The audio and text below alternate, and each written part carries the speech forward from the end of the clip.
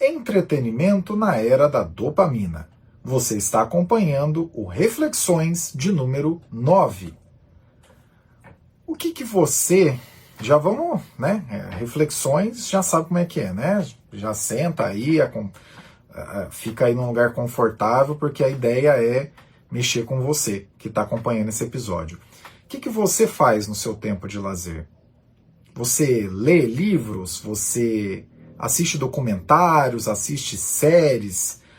A relação que a gente tem com os conteúdos, ela vai ficando cada vez mais difícil conforme a gente vai avançando na chamada economia da atenção, que inclusive já foi também um outro episódio aqui no Reflexões. Vale a pena você voltar um pouquinho e ouvir.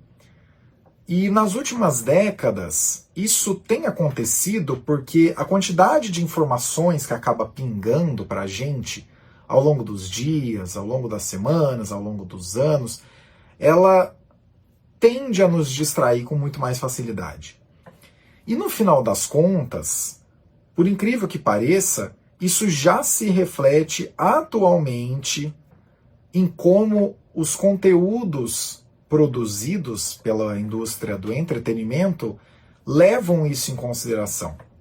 Se você não sabe disso, tem uma reportagem recente do The Guardian, se você pesquisar sobre esse assunto, né, você encontra diversas fontes que falam sobre isso, tem até estudos acadêmicos que falam sobre, mas já temos relatos de pessoas que trabalharam em plataformas de streaming como a Netflix, de que as produções hoje elas estão caminhando para serem feitas levando em consideração que você não está prestando atenção, né? Que você está numa outra tela. Você já teve essa sensação? Eu acho que, né, se a gente for observar relatos que a gente tem disso, tanto pela imprensa quanto de estudos, a gente vai ter o streaming.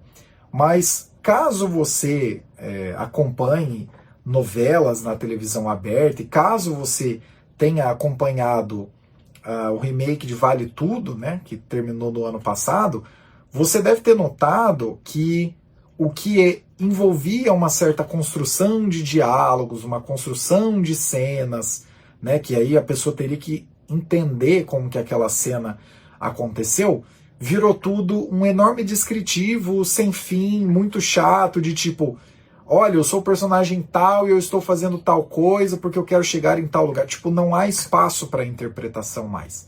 Parece que tudo tem que ser muito bem descrito e, o que a meu ver é bastante irritante, tudo tem que ser muito bem descrito e muito bem descrito várias vezes ao mesmo tempo para que as pessoas entendam o que está se passando. Você já teve essa sensação com algum outro conteúdo que você acompanha? Então, provavelmente é porque esses conteúdos estão sendo feitos com esse objetivo. Os conteúdos já estão levando em consideração que você está fazendo ativamente outra coisa. E assim, não vou julgar, provavelmente você está fazendo outra coisa, você está olhando o Twitter, você está observando alguma outra rede social, você está fazendo alguma outra atividade enquanto você acompanha esse episódio. Mas, de fato, a grande descoberta, caso você ainda não soubesse disso, é que quem produz esses conteúdos, né, na indústria do entretenimento de maneira bastante aberta, já tem isso em mente, já está produzindo conteúdos exatamente com este foco, a partir de agora. Agora, dado que né, isso já é uma realidade, não é coisa da cabeça, não é papo de teoria da conspiração, vem uma outra pergunta. Você assiste ou acompanha conteúdos que te provocam de alguma forma, que te fazem pensar, que te fazem se revoltar, que te fazem levantar e falar, nossa, que porcaria, não é assim, o mundo não deveria ser dessa maneira, que te deixa indignado de alguma maneira? Se você quiser duas dicas, uma de documentário e uma de filme, a dica de filme, é o filme Infiltrados na Clã, e a dica de documentário é One Child Nation. Infiltrados na Clã conta, não estou contando aqui para vocês né, a descrição perfeita do filme, mas conta a história de um cara negro que tenta se infiltrar na Ku Klux Klan. Eu acho que só por essa frase você já consegue imaginar qual que é o plot da história como um todo, e é um filme que realmente, assim, ao chegar ao final dele, você fica... move, é um filme que te move, por irritação, por entender como são as coisas, é um filme que te move, que te provoca. E One Child Nation é um documentário que, se eu não estou enganado, está no Prime Video. Isso não é nenhuma propaganda, só estou dizendo aonde você pode encontrar. Eu acredito que o Infiltrados na Clã você também encontra no Prime Video, mas aí eu já não sei se está no catálogo, se está para alugar, não sei como é que estão as coisas. Mas o One Child Nation, ele é o seguinte, ele é um documentário de uma mulher, eu não me lembro agora se ela nasceu na China ou se a família dela é chinesa, mas ela mora nos Estados Unidos, e quando ela tem uma filha, ela começa a ter curiosidade para entender como é que funcionava a política de filho único na China. E aí, para sanar essa curiosidade, ela voa para a China e grava um documentário, conversando com parentes, conversando com pessoas que já tiveram algum contato com essa política, e também é bastante visceral. Assim, é um documentário bastante duro e que você entende muito bem, de maneira muito direta, porque que a taxa de natalidade, de fertilidade na China está muito próxima de 1, ou seja, né, atualmente não há nascimento de crianças na China sequer para repor a população. Também é um documentário que te faz muito pensar. Né, que tem um certo nível de provocação. Então fica aí as duas dicas, o filme Infiltrados na Clã e o documentário One Child Nation. Séries com mensagem. Você costuma assistir, né? Por exemplo, para dar 2 exemplos recentes aí que levantaram o ponto de um lado serem séries com bastante conteúdo, que passam mensagens, e por outro, algumas pessoas dizerem, mas é muito parado, não tem muita emoção. Succession, que, né, tá no HBO Max, sei lá como é que é o nome agora, e Pluribus, que eu acredito que esteja na Apple TV. Ser uma série muito parada para os padrões atuais, por assim dizer, ou que não tenha muitos acontecimentos, é o tipo de coisa que te faz desistir de assistir algum conteúdo, mesmo se ele for bem construído, tiver boas referências? A indústria do entretenimento já captou essa grande mensagem. Mas será que a gente não está muito no estágio idoso em Las Vegas? Não sei se vocês já viram esse vídeo. Esse vídeo geralmente acaba circulando no Twitter quando o assunto é, olha, eu estou fazendo alguma coisa de maneira muito repetida, muito reiterada, mas é um vídeo de um corredor de máquinas caça-níquel em Las Vegas, onde você vê uma sequência de idosos só apertando o mesmo botão ininterruptamente, e provavelmente ninguém ali está pensando nada de verdade, só estão apertando o botão para ver se chega a algum lugar. Será que a gente não está nesse estágio, no consumo que a gente tem de entretenimento nos dias atuais? Lembrando, de novo, reflexões não é ter resposta certa, não é cravar nada, é uma discussão.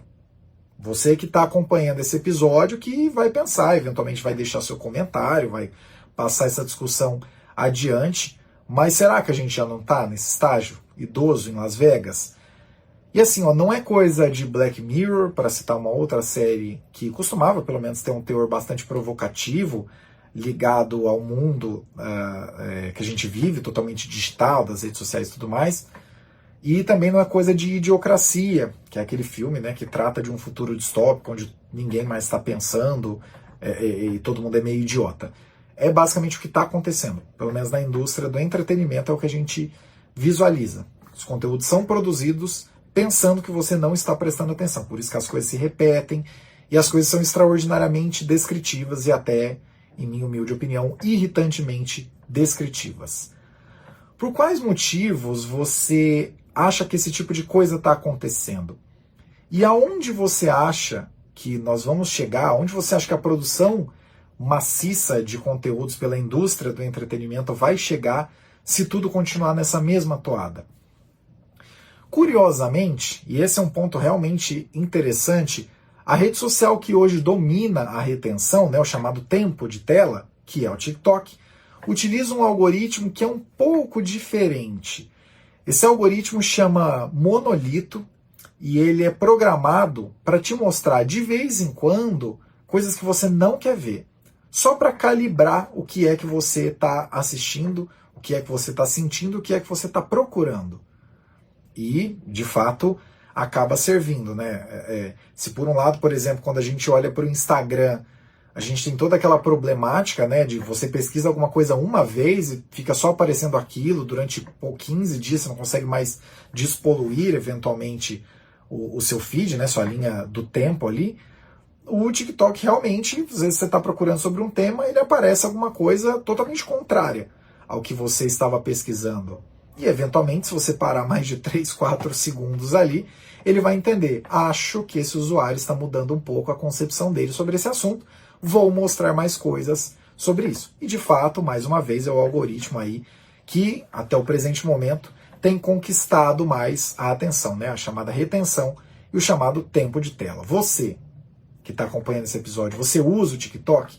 E o que você acha dessa sensação de que atualmente ele tem mais acertado do que errado para fazer com que as pessoas passem mais tempo ali?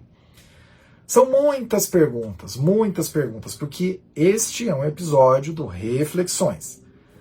Não se esqueça de curtir esse conteúdo, de compartilhar com quem você acha que irá se interessar por essa discussão e de comentar, se você quiser, sobre algumas das perguntas ou até sobre todas elas. Caio Augusto, direto de 28 de janeiro de 2026. Até o próximo Reflexões.